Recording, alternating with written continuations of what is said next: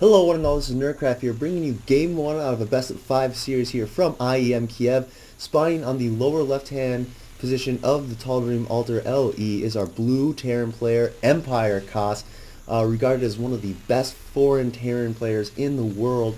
And his opponent here, spawning on the upper left-hand corner, is the red Zerg LiquidZenio, the newest addition to Team Liquid.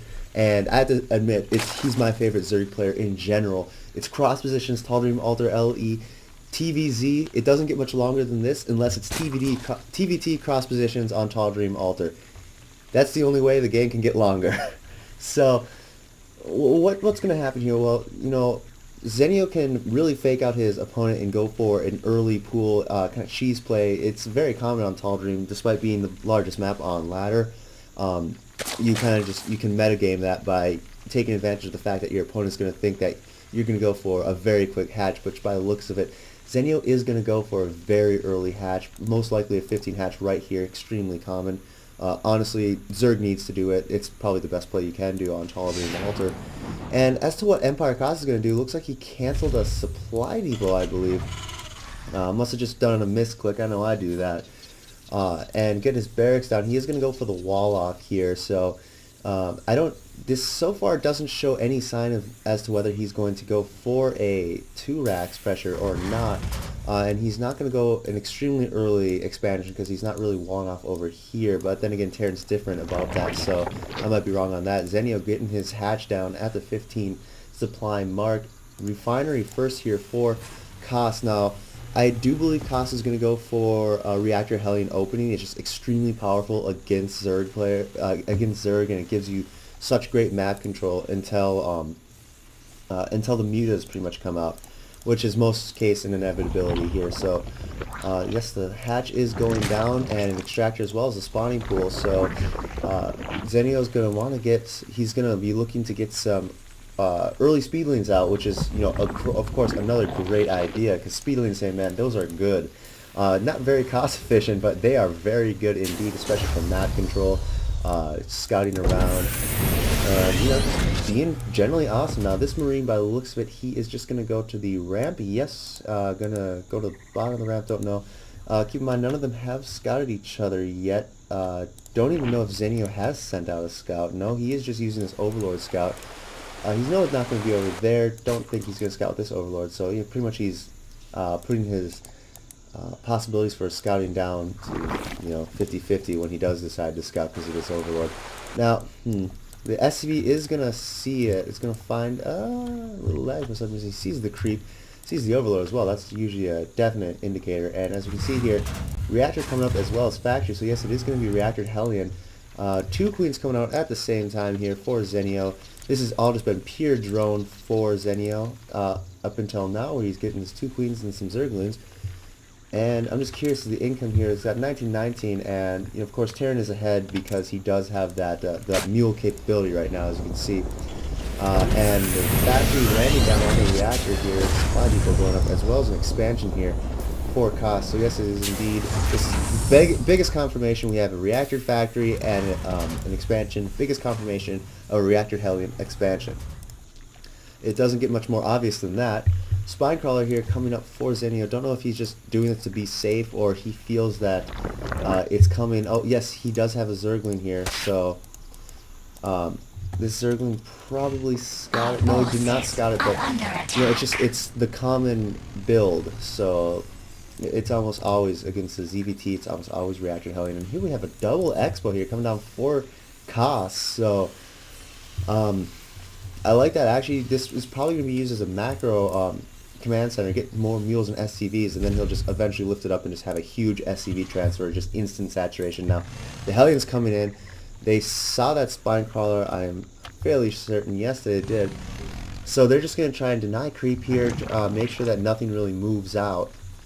Now, of course, if this creep spreads over here, Zenio can get the creep spread over here and completely bypass the Hellions. And another Spinecrawler coming down. Oh, this Hellion knows better, apparently.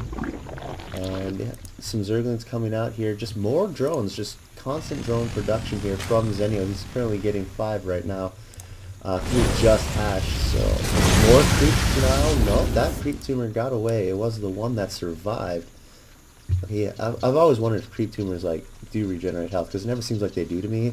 And just look at this. You know, this is what sucks about the Zerg, is that when they're wounded, when their stuff is wounded, it just gushes blood. Now, if like a Protoss building is wounded, or you know, like taking heavy damage, it kind of like got a got kind of has like little like static electricity going around in it, and of course, Terran, their buildings burn, which is never a good thing. That doesn't make sense to me. How can it burn when it's just made out of metal?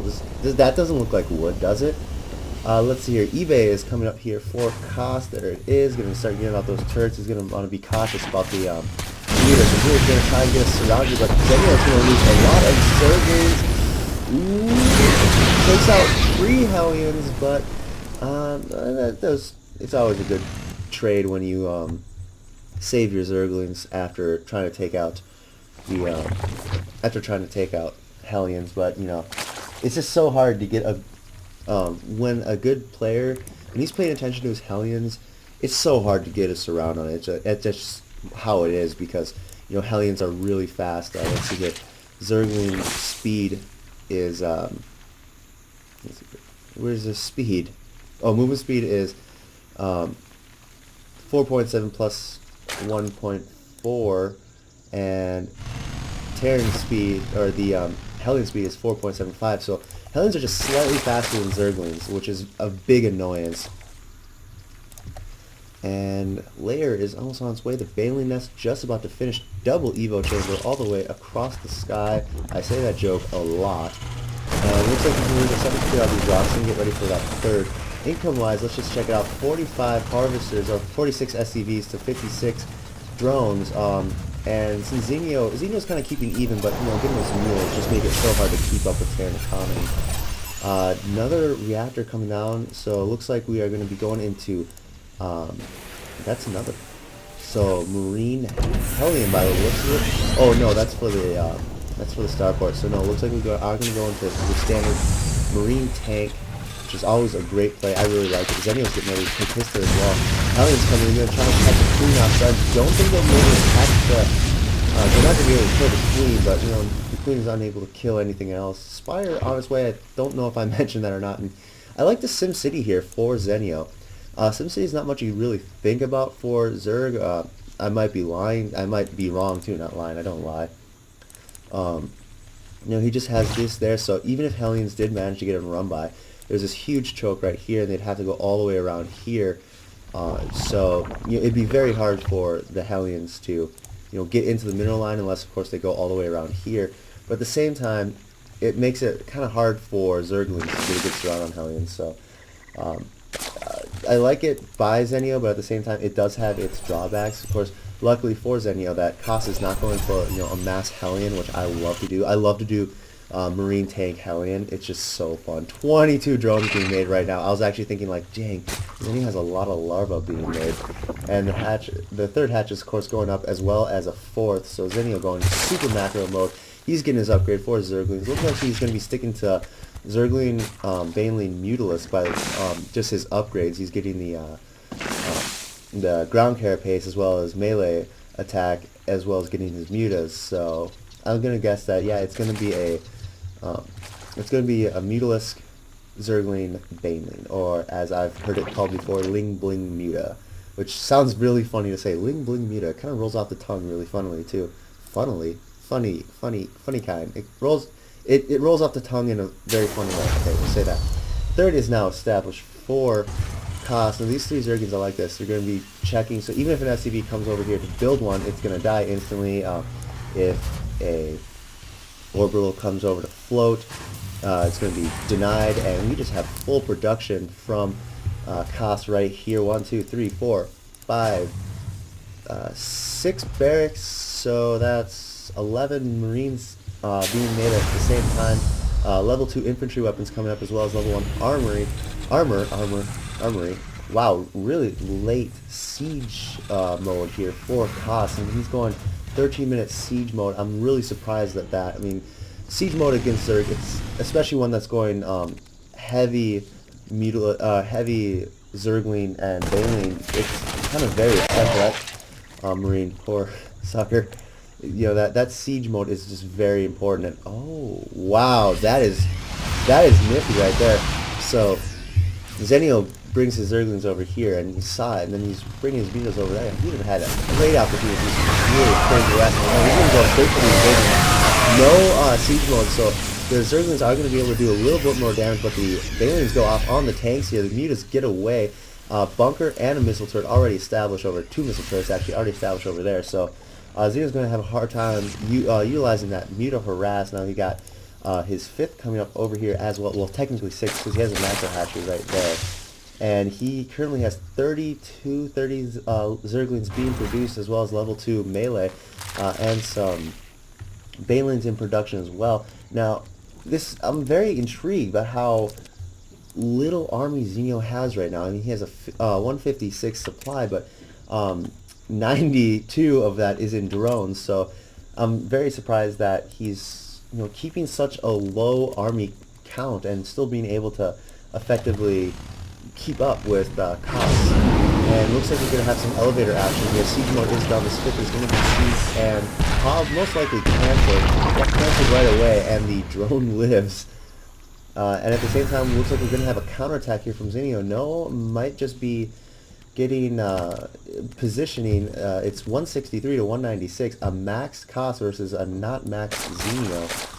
Thor is on its way as well. Another command center being built. Where is it? Okay. There it is. Found it. So Thor is here. And a lot of Marines. Yeah, 65 Marines. And looks like double drop is going to be utilized here. Great. That's what I love about Terran. It's so good to be kind of everywhere at the same time. But spine crawler, 4 spine crawlers over here. That's going to be effectively shut down. Hive is almost done. Pathogen glands have just finished, and 6 infestors are on the way, as well as burrow. So looks like Zenio is going to try and utilize that burrow harass for the infestors. Now let's see here. Zergling's they know there's nothing over here, so he's just trying to find that army, and knows where that army is by the frying of those 3 poor Zerglings. No blue flame. Why don't you get blue flame? I always get blue flame because it's just, oh my god, it's so great. And level 3 carapace coming up here for Zenio as well. 9 more infestors and 4 spine crawlers. Income wise, we have Zenio's just soaring ahead. He has 100 drones and 2,000 income to 1,400 of cost, and now Zenio is he's going to get max pursuit. Nice spread there of the Zerglings, but unfortunately the Marines are way in the back. Oh my god, never mind. No, all those Marines just get annihilated, but unfortunately with the Thor, those Mutas are not able to pick off tanks at all. So Zenio doing a nice number on Kas's army, and here we have the Greater Spire being morphed. Broodlords are on their way. 6 Corruptors being made, so this is definitely, wow, another macro hatch. Overseer being made as well, possibly going to scout. Don't know where he's being made, actually. Okay, I guess he's not possibly going to scout. Now, these infestors, what are they doing? They are, by the looks of it, just being rallied over here. Going to try and deny this planetary fortress. But again, it's a planetary fortress. Missile turrets are in a way where even if the infestors burrow, they are going to be seen. So I don't know if it's a misrally, though. Okay, yeah, Zenio realizing that was probably a misrally. A very even supply here for our 2 players. It's unfortunate for the Zerg player because, if we look, that 89 harvesters to 103 drones. So the fact that they're even in supply means that Zenio has a significantly smaller army. And level 3 weapons. Oh no, this is bad. The Zerglings are unfortunately going to run into siege tank lines. Now, Zenio, if he's paying attention to that Thor, he could realize that there's a good opportunity for him to pick off some siege tanks. But you know what I like here is that we have 6 Broodlords being morphed, and cost is pretty much supply cap. If he can't make a single Viking, he's going to have to rely on Marines to take out Marines and Thors. Thors are not good at taking out Broodlords. Take out Broodlords. Talk about redundant. And all these guys dying, so huge supply availability for Zenio. And these Marines, they are 2-2 Marines, so they are going to be able to do some damage. They do have vision with those medevacs, but with the fungal growth and the Brood Lords being utilized. This army is going to be swept up over 3 tank remains, and those are just going to be destroyed right there. Poor Meters, they never stood a chance. They also got infested being taken out with the Comsat. And now the Marines are being dropped, trying to see if they can pick up the Mutalisks, but unfortunately there are too many Mutalisks as well as the Brood Lords. Zerglin's coming over here to, by the looks of it, clean up a drop maybe, or I don't know, maybe protect from drops, and we're going to have Zenio do a counterattack here. It's 164 to a Max Zerg. Max Zerg is scary, and he finally has a manageable amount of Harvesters, 81, but at the same time Terran has 91. I've never actually seen a Terran get that high. And going to be doing a double expo here for Kas. He's just going to take a lot of expansions. 5 Thors being produced, so it looks like Kas is doing a tech switch into almost full mech.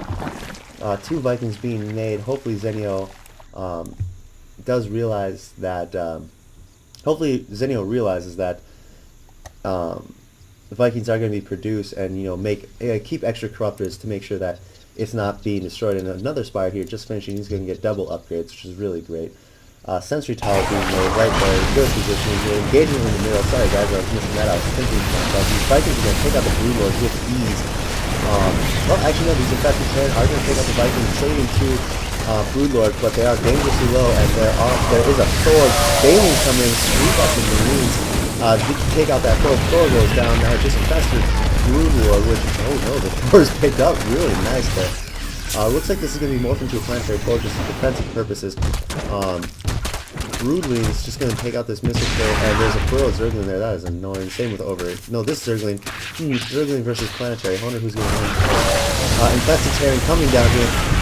Gonna see what they can take out. Gonna probably just try to take out this Thor. By the looks of it, yeah, the Thor's gonna have to get out of there. That's what I hate about Thors. Like, Thors are my favorite unit. They're one of my favorite units. But at the same time, it's just so sad that they can lose tier 1 units so easily. 11 Bailey being morphed here, and looks like Zenio is just bringing in more. Zerglin's gonna have a run by. Oh no, the Kas is doing attention, so Zenio's gonna have a crazy run by. We have so many idle SCVs there for Kas.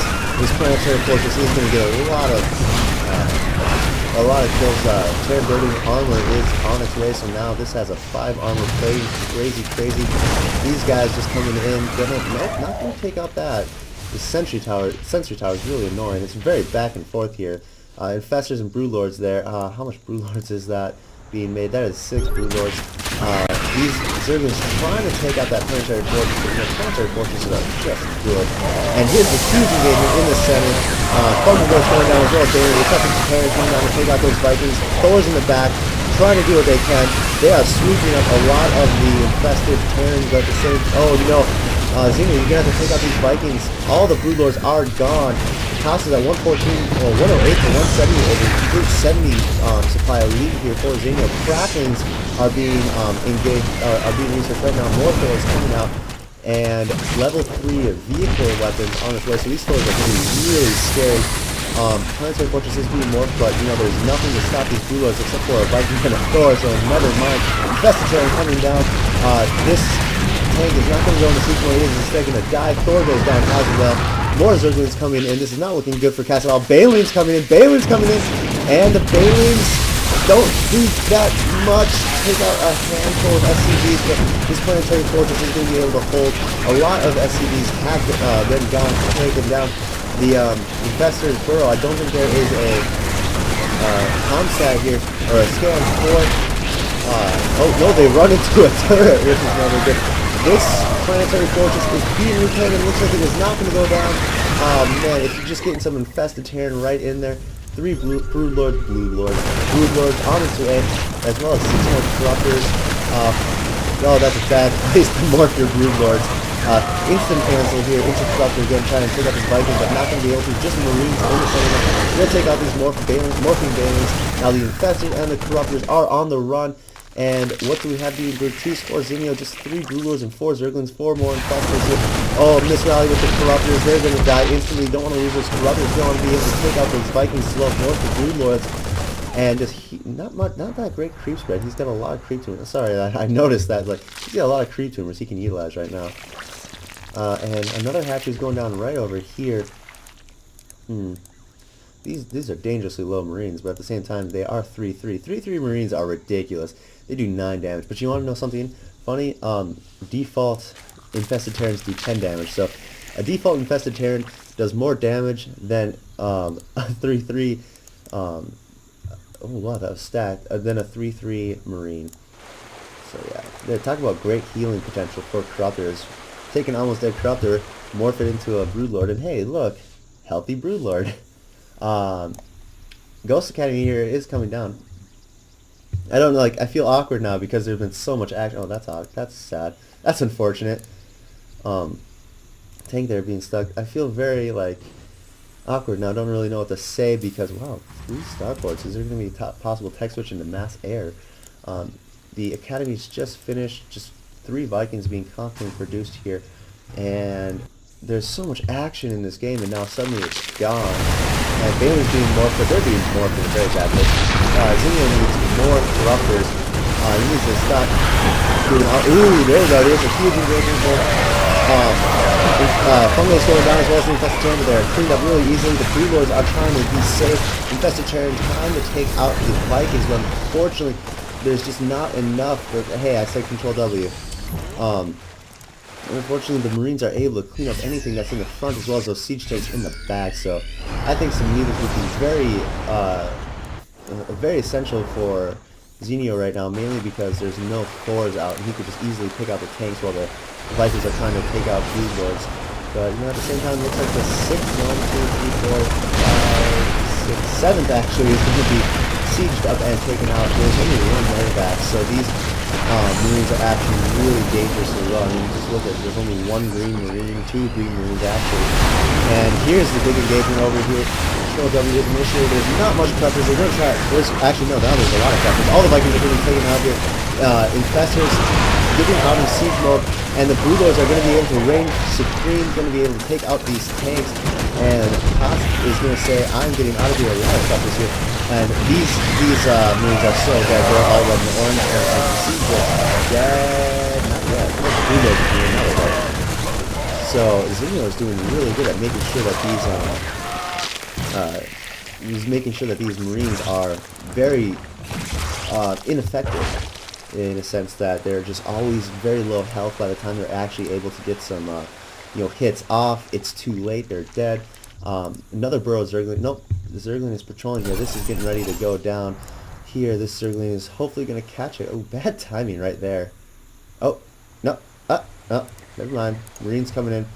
1 Infestor coming up, as well as 4 Ghost, 3 medevacs. Looks like Kas is finally realizing that, hey, he needs some more medevacs. And just look at this. It's just Broodlords are the dominant force right now. It kind of reminds me of Brood War, where you just have Guardians. Because Guardians, to me, Guardians kind of look like Broodlords. I'm sure you can see it, but here we go. Vikings coming in, pick off Overlords. There are a lot of Corruptors here, but they are 1-2, and these Vikings are actually 0-0, so the Corruptors are much more powerful. They're about to be level 3 pretty soon. There's a lot of Vikings and a handful of siege tanks, but there's also ghosts out on the field.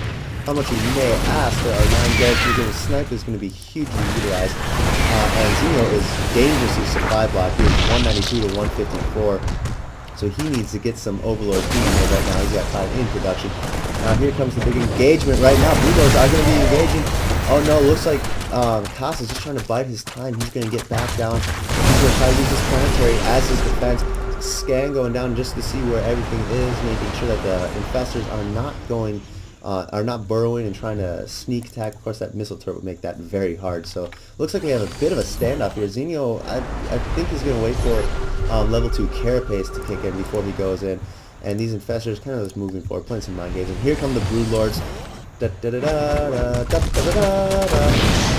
now that that missile turret is down, these Infestors should be able to do some crazy fun stuff. 1, 2, 3, 4, 5.